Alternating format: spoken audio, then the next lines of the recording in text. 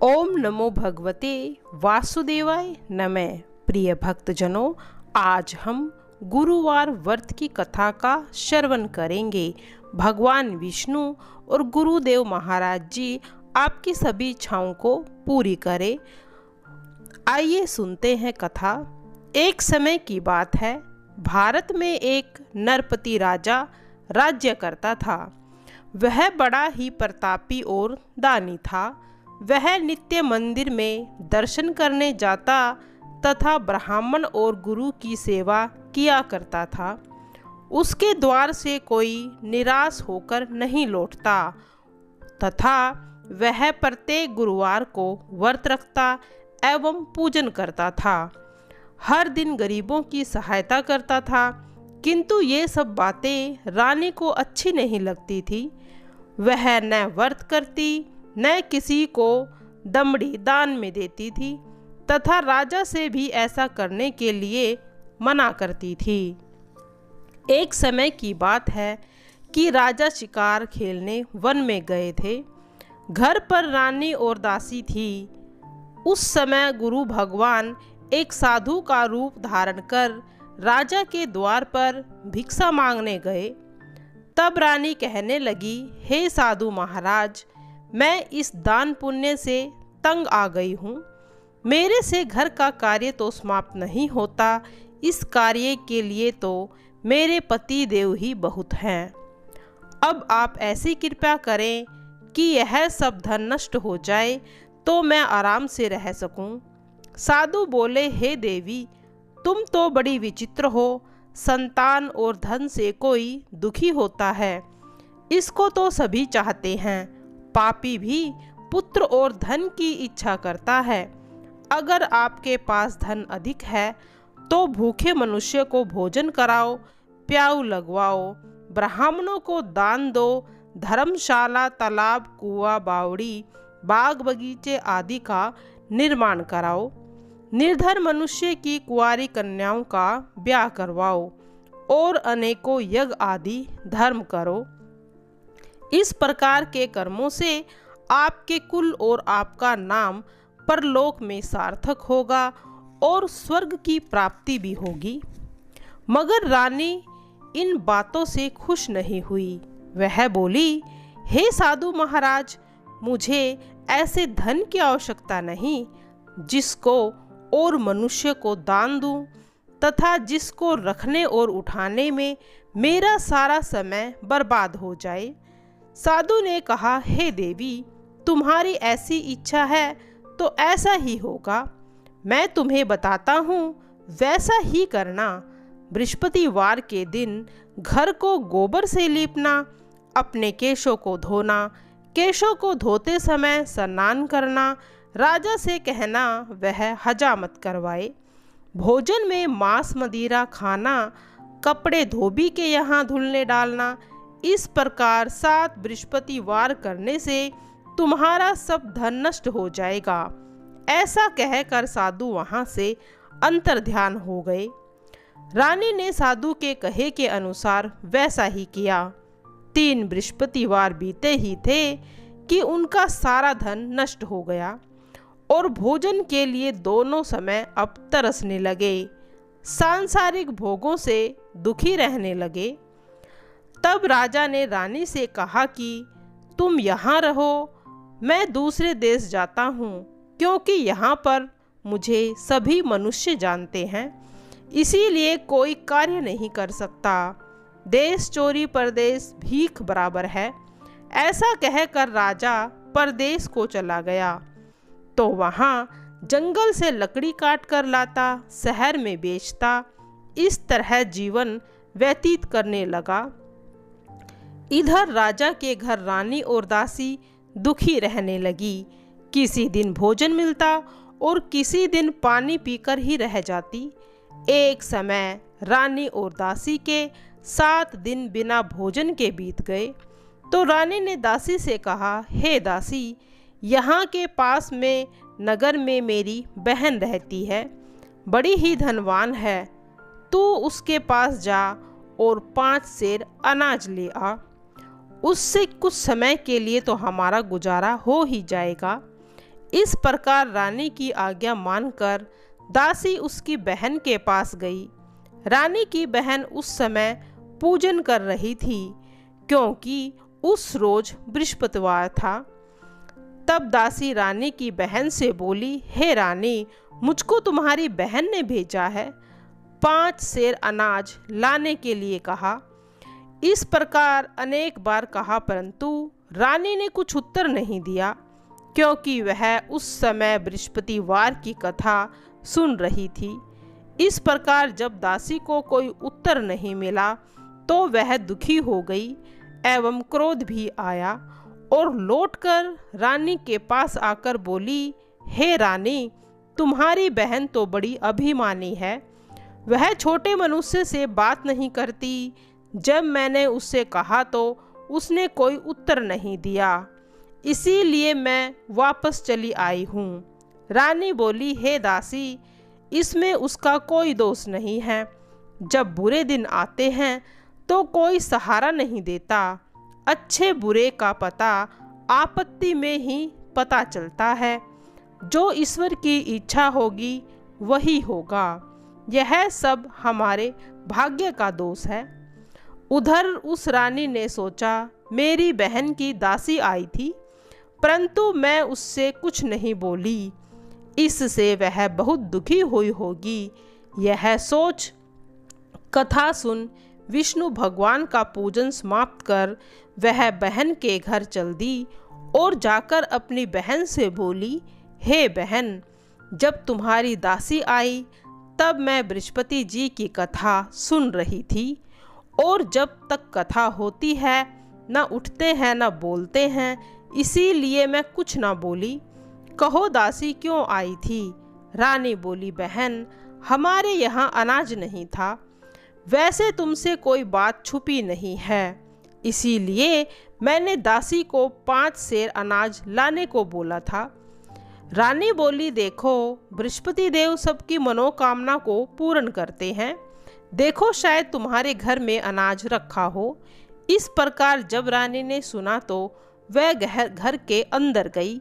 वहाँ उसे एक बड़ा पात्र मिला जिसमें अनाज भरा हुआ था, जिसे देखकर दासी और रानी बहुत खुश हो गई।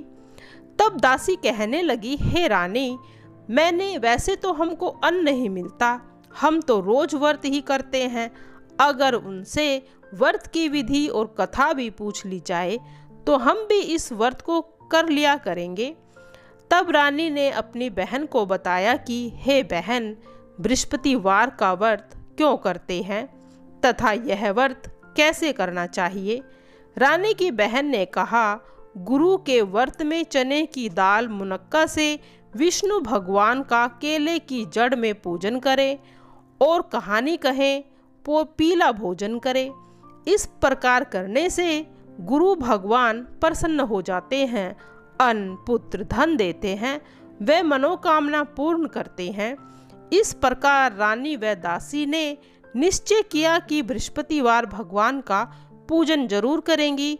7 रोज बाद जब बृहस्पतिवार आया तो उन्होंने व्रत रखा और गुड़ साल से चना लेकर आई, गुड़ बीन लाई तथा उसकी दाल से केले की जड़ की पूजा की, भगवान विष्णु का पूजन किया। अब पीला भोजन कहाँ से आए सोचकर बेचारी बड़ी दुखी हो गई, परंतु उन्होंने व्रत किया था, इसीलिए गुरु भगवान प्रसन्न थे।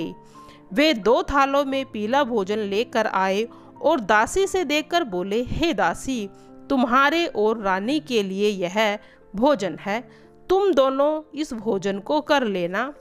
दासी भोजन पाकर बहुत ही खुश हुई। रानी से बोली, चलो रानी जी, भोजन कर लेते हैं।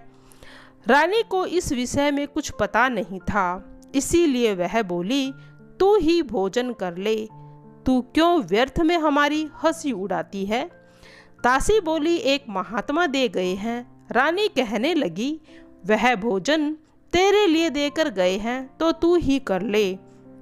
दासी ने कहा, वह महात्मा हम दोनों के लिए 2 थाल में भोजन देकर गए हैं, इसीलिए हम दोनों साथ साथ भोजन करेंगी। इस प्रकार दोनों ने गुरु भगवान को नमस्कार कर भोजन किया तथा अब प्रत्येक बृहस्पति का गुरु भगवान का व्रत व विष्णु जी का पूजन करने लगी। बृहस्पति भगवान की कृपा से दोनों के पास फिर से धन हो गया।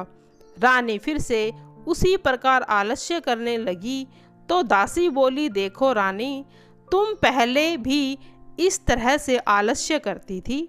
बड़ी मुसीबतों के बाद हमने धन पाया है, इसीलिए हमें दान पुण्य करना चाहिए। भूखे मनुष्य को भोजन कराओ, पाठशाला आदि का निर्माण कराओ, कुंवारी कन्याओं का विवाह कराओ, धन को शुभ कर्मों में खर्च करो, जिससे तुम्हारे कुल का यश बढ़ेगा, स्वर्ग भी प्राप्त होगा और पितर भी प्रसन्न हो जाएंगे। जब रानी ने इस प्रकार कर्म करने आरंभ किए तो यश काफी फैलने लग गया। एक दिन रानी व दासी विचार करने लगी, राजा न जाने किस प्रकार होंगे, उनकी कोई खबर नहीं। गुरु भगवान से उन्होंने प्रार्थना की तो भगवान ने राजा को स्वप्न में कहा, हे राजा, उठ, तेरी रानी तुझको याद करती है, अपने देश को चला जा। राजा प्रातः उठा और सोचने लगा, स्त्री जाति खाने और पहनने की संगनी होती है, पर भगवान की आज्ञा मानकर वो अपने नगर के लिए रवाना हुआ। इससे पूर्व जब राजा परदेश आया था तो दुखी रहने लगा। प्रतिदिन जंगल में से लकड़ी लाता और उन्हें शहर में बेचकर अपना जीवन व्यतीत करता। एक दिन राजा अपनी पुरानी बातों को याद कर दुखी होकर रोने लगा। तब बृहस्पति देव एक साधु का रूप धारण कर राजा के पास आकर बोले, हे लकड़हारे, तुम इस जंगल में किस चिंता में डूबे हुए हो, मुझको बताओ। यह सुन राजा की आंखों में आंसू भर आए और साधु की वंदना कर बोला, हे प्रभु, आप सब कुछ जानने वाले हो। इतना कह साधु को अपनी व्यथा बतला दी। महात्मा दयालु होते हैं। उससे बोले, हे राजा, तुम्हारी स्त्री ने बृहस्पति देव का अपमान किया था, इस कारण तुम्हारी यह दशा हुई है। अब तुम किसी प्रकार की चिंता मत करो, भगवान तुम्हें पहले से भी अधिक धन देंगे। देखो, तुम्हारी स्त्री ने गुरुवार का व्रत आरंभ किया है। अब तुम मेरा कहा मानो, बृहस्पतिवार को व्रत करके चने की दाल गुड़ जल के लोटे में डालकर केले की जड़ में पूजन करो, कथा कहो और सुनो। भगवान तुम्हारी सभी मनोकामनाओं को पूर्ण करेंगे। साधु को देख राजा बोला, हे प्रभु, लकड़ियाँ बेचकर मुझे इतना पैसा नहीं मिलता जिससे भोजन करने के बाद कुछ बचा सकूं। मैंने रात्रि को ही अपनी रानी को व्याकुल देखा था। मेरे पास कुछ भी नहीं जिससे उसकी खबर ले सकूं, और कौन सी कहानी कहूं यह भी मुझे मालूम नहीं। साधु ने कहा, हे राजा, तुम किसी बात की चिंता मत करो। बृहस्पतिवार के दिन तुम रोजाना की तरह लकड़ियां लेकर शहर में जाओ। तुमको रोज से दुगना धन प्राप्त होगा, जिससे तुम भली भांति भोजन कर लोगे तथा बृहस्पति देव की पूजन का सारा सामान भी आ जाएगा। और फिर इस तरह से कहानी को कहना। कहानी को कहने के बाद वह देवता वहाँ से लोप हो गया। धीरे धीरे समय गुजरने लगा। फिर बृहस्पतिवार का दिन आया। राजा जंगल से लकड़ी काट कर शहर बेचने गया। उस दिन उसे और दिनों से अधिक धन मिला था, जिससे राजा ने चना गुड़ आदि लाकर गुरुवार का व्रत किया। उस दिन उसके सभी दुख दूर हो गए। परंतु जब दूसरा गुरुवार आया तो वह व्रत करना भूल गया। इस कारण बृहस्पति देव नाराज हो गए। उस दिन उस शहर में एक राजा ने विशाल आयोजन किया हुआ था। शहर में यह घोषणा करवा दी थी कि यदि कोई मनुष्य अपने घर में भोजन न बनाए, समस्त जनता मेरे यहाँ भोजन करने आए, और जो इस आज्ञा को नहीं मानेगा उसे फांसी की सजा दी जाएगी। इस तरह उस राजा की आज्ञा के अनुसार सभी लोग भोजन करने आए।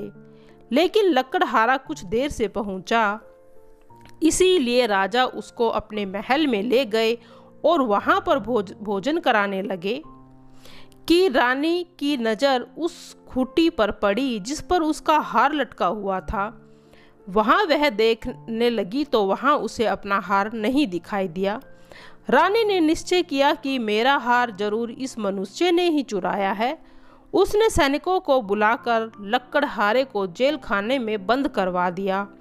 एक दिन राजा जेल खाने में दुखी होकर विचार करने लगा कि न जाने कौन से पूर्व जन्मों के कर्मों से मुझे यह दुख प्राप्त हुआ है, और साधु को याद करके रोने लगा जो उसे जंगल में मिला था। अचानक उसी समय बृहस्पति देव साधु के रूप में प्रकट हुए और उसकी दशा को देखकर कहने लगे, अरे मूर्ख, तूने बृहस्पतिवार की कथा नहीं करी, इस कारण तुझे यह दुख प्राप्त हुआ है। अब तू चिंता मत कर, बृहस्पतिवार के दिन तुझे जेल खाने के दरवाजे पर 4 पैसे पड़े मिलेंगे, जिससे तू बृहस्पति देव का पूजन करना, तेरे सभी कष्ट दूर हो जाएंगे। उसे बृहस्पतिवार के दिन 4 पैसे पड़े मिले। तब राजा ने कथा कही।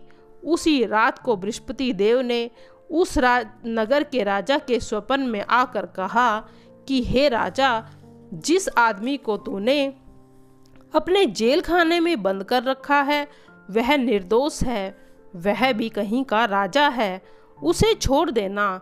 रानी का हार उस खूंटी पर तुम्हें वापस लटका हुआ मिलेगा। अगर तूने ऐसा नहीं किया तो मैं तेरे संपूर्ण राज्य को नष्ट कर दूंगा। इस तरह के स्वप्न को देखकर राजा प्रातःकाल उठा और खूंटी पर हार लटका हुआ देखा।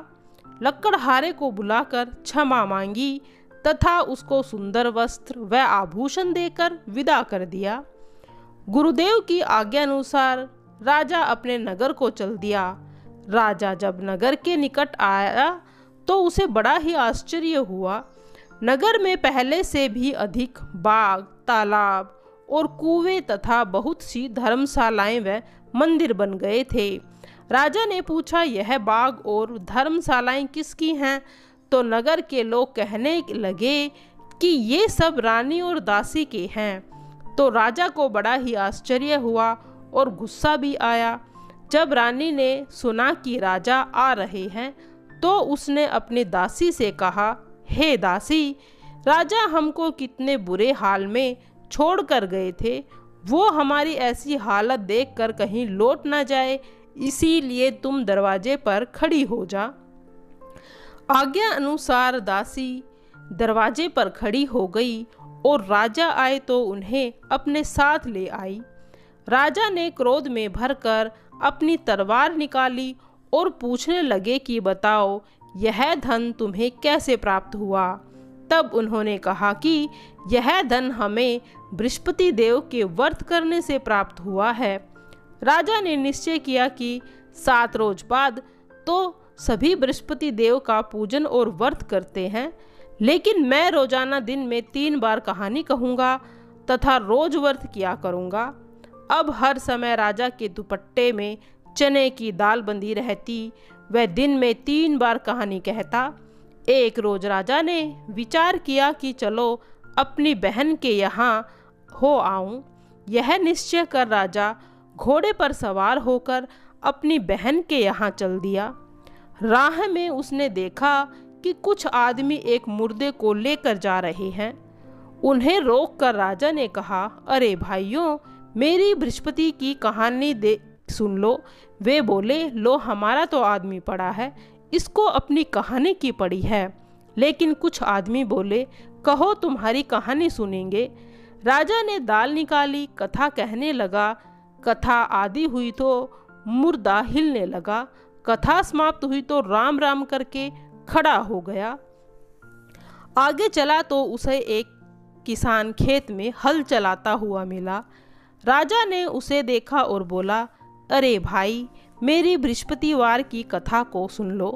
किसान बोला, जब तक तेरी कहानी सुनूंगा तब तक तो 4 हरिया खेत जोत लूँगा।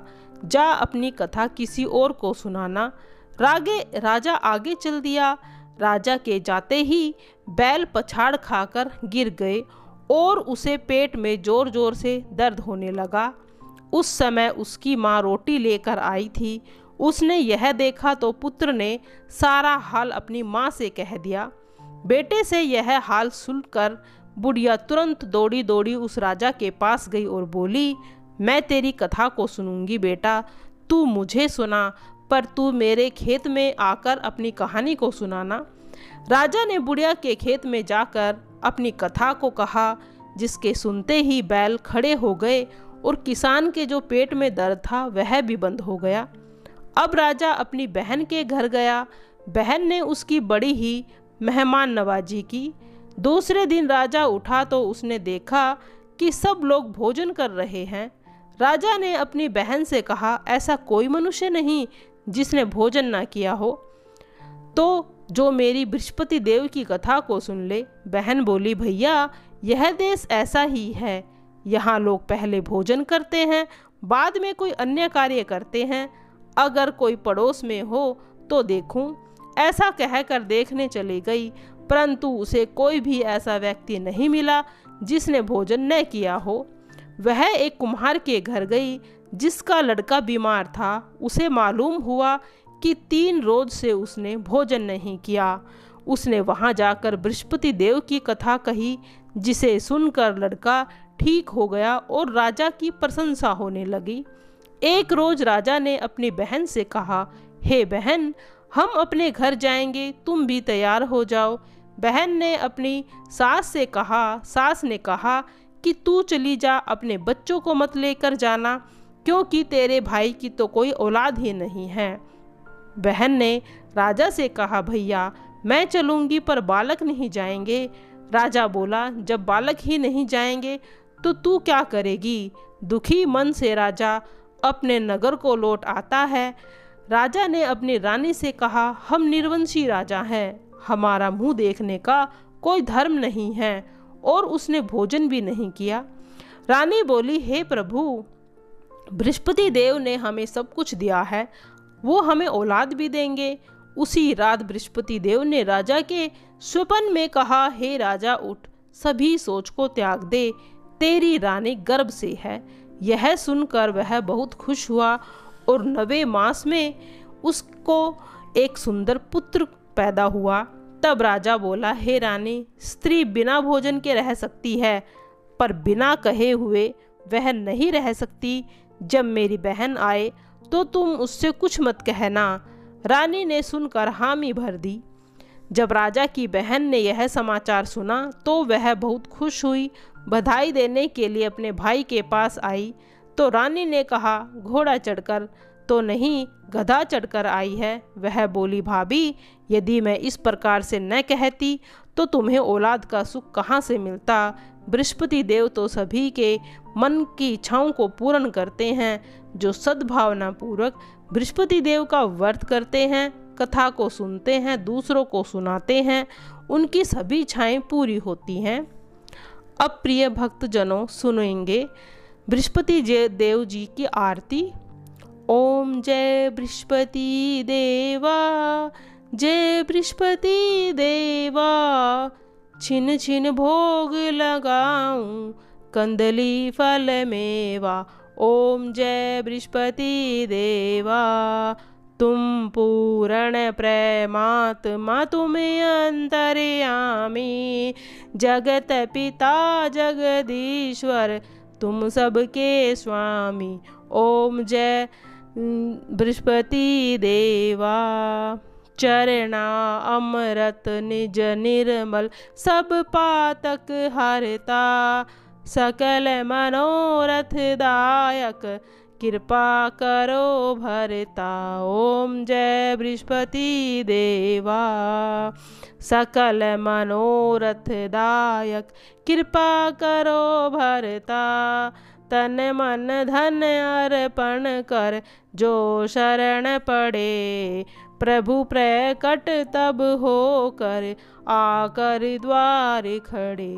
ओम जय बृहस्पति देवा, दील दयाल दयानिधि, भगतन हितकारी, पाप दोष सब हरता भव बंधन हारी। ओम जय बृहस्पति देवा। सकल मनोरथ दायक सब संयम तारी। विषय विकार मिटाओ संतन सुखकारी। ओम जय बृहस्पति देवा। जो कोई आरती तेरी प्रेम सहित गावे, ज्येष्ठानंद बंद सो निश्चय फल पावे। ओम जय बृहस्पति देवा। छिन छिन भोग लगाऊं कंदली फल मेवा। तुम पूर्ण प्रेमात्मा तुम अंतर्यामी। ओम जय बृहस्पति देवा। जगत पिता जगदीश्वर तुम सबके स्वामी।